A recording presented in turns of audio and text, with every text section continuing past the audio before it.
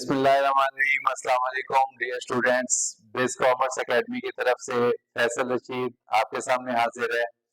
आज हम पहला चैप्टर अकाउंटिंग का जो कि अकाउंटिंग इंट्रोडक्शन है उसका थर्ड लेक्चर हम शुरू करने जा रहे हैं।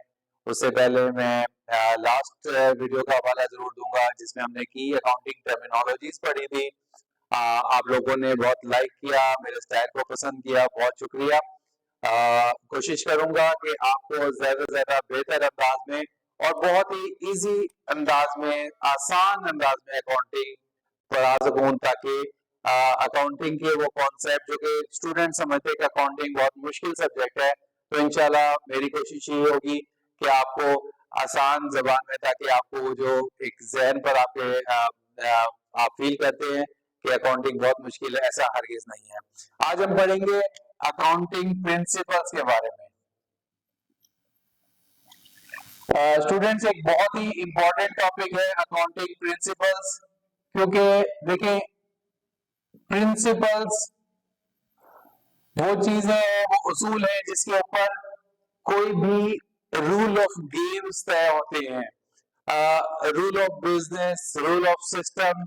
तो कोई भी आपका सिस्टम हो, सब्जेक्ट हो, कोई ऐसा प्रोजेक्ट हो, तो उसमें सबसे पहले उसके उसूल तय करना बहुत जरूरी है। अकाउंटिंग के भी कुछ ऐसे कॉन्सेप्ट्स हैं, कुछ ऐसे रूल्स हैं। तो अगर हम अकाउंटिंग प्रिंसिपल्स की बात करें तो ये दो पोर्शंस में डिवाइड किए जा सकते हैं। सबसे पहले जो पोर्शन है उसे हम कहेंगे अकाउंटिंग कॉन्सेप्ट्स।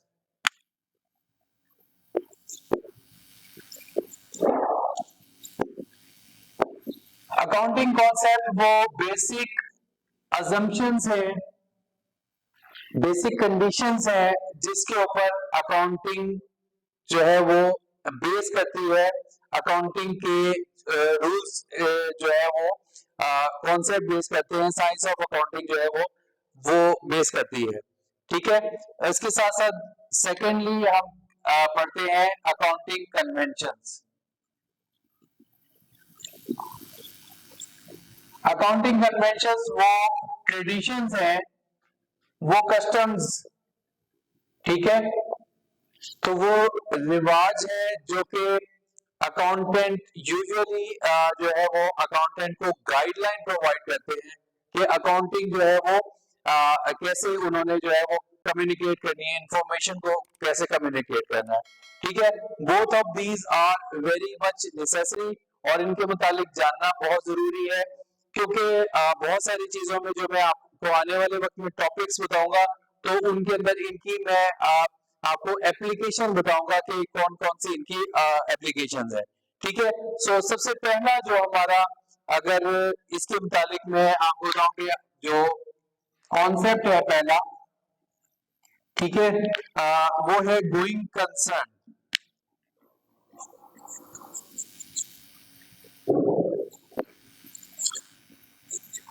अकाउंटिंग, इस लिहाज से हम अकाउंटिंग सिस्टम किसी भी इदारे का बनाते हैं कि हम ये कॉन्सेप्ट ध्यान में रखते हैं कि जो इदारा है वो एक लॉन्ग लाइफ होगी।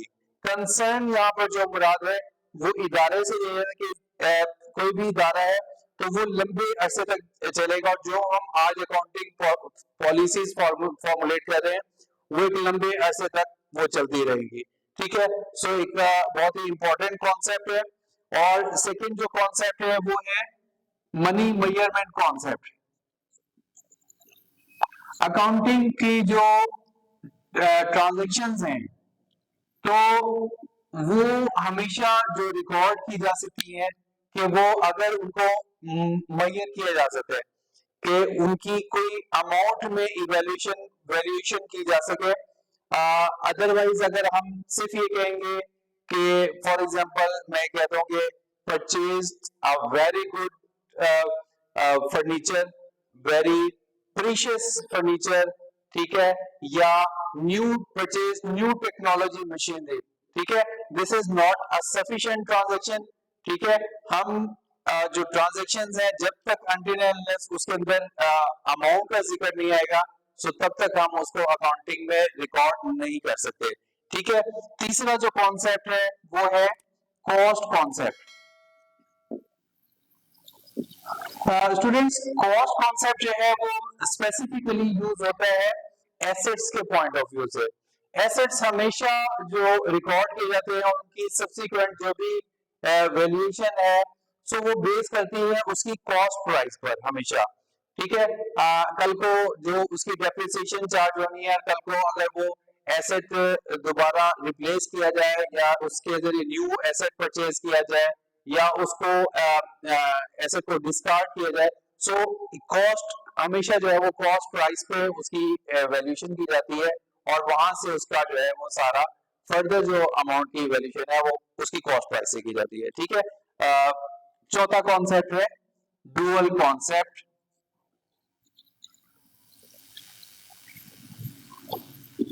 डुअल कॉन्सेप्ट जो है वो जिसमें हम हर ट्रांजैक्शन का हम कह सकते हैं कि दोहरा इफेक्ट होता है। इसको कुछ जो है वो ऑथर इस तरीके से भी लिखते हैं कि for every debit there is a credit, कि अगर कोई भी अकाउंटिंग में अगर अमाउंट डेबिट हो रही है तो उसके इक्वल अमाउंट में एक या दो अकाउंट जो है वो क्रेडिट भी हो रहे हैं। या इसके जो सेकेंडली हम नेक्स्ट चैप्टर पढ़ेंगे अकाउंटिंग इक्वेशन, उसको बेस करती है कि अगर कोई एसेट इंक्रीज हो रहा है तो वाइस वर्सा उसके अगेंस्ट कुछ उसका क्लेम भी होता है। ठीक है, सो उसको दोनों चीजों को मैं आपको ब्रीफ करूंगा, लेकिन कहने का मकसद ये है कि अकाउंटिंग जो है वो डुअल कॉन्सेप्ट पे बेस करती है।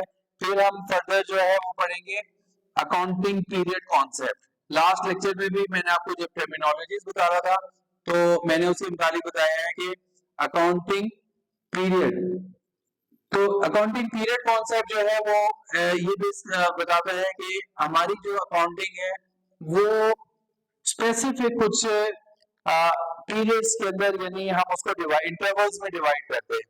तो ये नॉर्मली जो इंटरवल है वो है एक साल का। ज्यादातर जो फर्म्स हैं, जो इदारे हैं, वो अपने बुक्स ऑफ अकाउंट्स को क्लोज करते हैं एक साल में।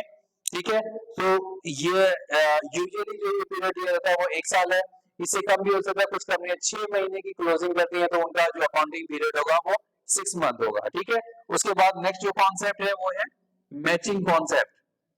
मैचिंग कॉन्सेप्ट डियर स्टूडेंट्स, ये एक्सपेंसेस और रेवेन्यू के लिए इस्तेमाल होता है और इसमें जो इसके पीछे लॉजिक है वो ये है कि हम अगर एक साल की आपके रेवेन्यूज ले रहे हैं, फॉर एग्जांपल हम ईयर 2024 के हम अगर रेवेन्यूज लेते हैं जो कि नॉर्मली सेल्स से या सर्विस से हमारे रेवेन्यू आते हैं, तो हम एक्सपेंसेस भी उसी पीरियड के उसके साथ जो है वो कंपेयर करेंगे। ऐसा नहीं हो सकता कि हम रेवेन्यूज तो ले रहे हैं हम 2023 के और एक्सपेंसेस जो हम उसमें से माइनस करेंगे वो 2024 के, सो हमारा रिजल्ट जो है वो ठीक नहीं होगा, लॉजिकल नहीं होगा। सो मैचिंग कॉन्सेप्ट जो है वो एक्सपेंसेस और रेवेन्यू की मैचिंग पर होता है। और फिर आगे हमारा जो कॉन्सेप्ट है वो है realization concept. Realization concept, realization concept की अगर हम बात करें तो ये इस चीज पे बेस करता है कि रेवेन्यू जो है वो पहले ही रिकॉर्ड किए जाते हैं, यानी जो हमें नजर आ रहा हो, हमें जब तक प्रॉफिट हमें एक्चुअली रियलाइज नहीं होता तब तक हम रिकॉर्ड नहीं करते, और लॉस अगर हमें नजर भी आ जाए तो हमें महसूस हो गया हमें लॉस होने वाला है तो हम लॉस को उसी वक्त ही रिकॉर्ड कर लेते हैं। ठीक है, सो ये थे हमारे कुछ अकाउंटिंग कॉन्सेप्ट के बाद जो फिर हम नेक्स्ट जाते हैं वो है कन्वेंशंस। और जैसे मैंने आपको पहले बताया था कि कन्वेंशंस वो कस्टम्स और वो ट्रेडिशंस और रिवाज के जो अकाउंटेंट को गाइडलाइन प्रोवाइड करती है कि उसने कैसे अकाउंटिंग सिस्टम को लेके चलना है। इसमें जो सबसे पहला जो कन्वेंशन है वो है कंजर्वेटिज्म। कंजर्वेटिज्म का जो कॉन्सेप्ट है वो उसके पीछे है कि प्ले सेफ अंदाज में चले, यानी अगर लॉस, जिस तरह मैंने आपको पहले भी बताया, लॉस जो है वो अगर नजर भी आए तो उसको रिकॉर्ड कर लिया जाए, और प्रॉफिट जब तक एक्चुअली मिले ना तो प्रॉफिट को उस वक्त तक रिकॉर्ड नहीं किया जाता। ठीक है। इसमें इन्वेंट्री के हवाले से हम कहते हैं कि इन्वेंट्री की वैल्यूएशन और बैड डेट्स भी जो है डाउटफुल डेट्स की हम कैलकुलेशन इसी कन्वेंशन के जरिए ही हम कहते हैं कि हमें वो कर्जे जो कि हमें मिलते हुए नजर नहीं आ रहे, जब हम क्रेडिट के ऊपर सेल्स करते हैं और कुछ कस्टमर हमें नजर आ रहा था कि उनसे पैसे नहीं मिलने, तो हम उसको फौरी तौर पे अपनी बुक्स में रिकॉर्ड कर लेते हैं। ठीक है। सेकंड कॉन्सेप्ट जो है वो फुल डिस्क्लोजर का है।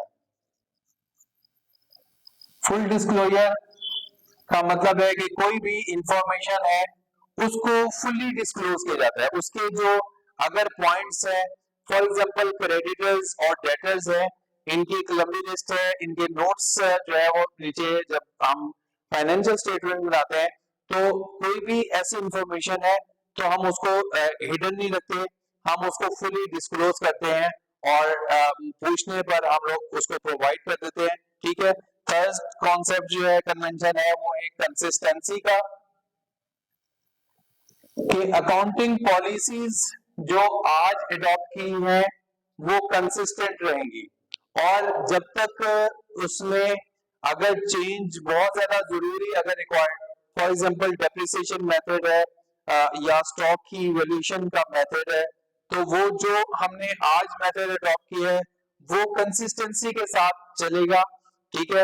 और अगर उसको चेंज करना हो तो बकायदा बोर्ड की मीटिंग होती है और वो मीटिंग में फिर आगे आइंदा आने वाले साल में अगर पॉलिसी चेंज करनी हो तो उसको चेंज किया जाता है। कंसिस्टेंसी के बाद जो लास्ट में जो कन्वेंशन आता है वो मटेरियलिटी का है, और मटेरियलिटी जो कन्वेंशन है वो ये कहता है कि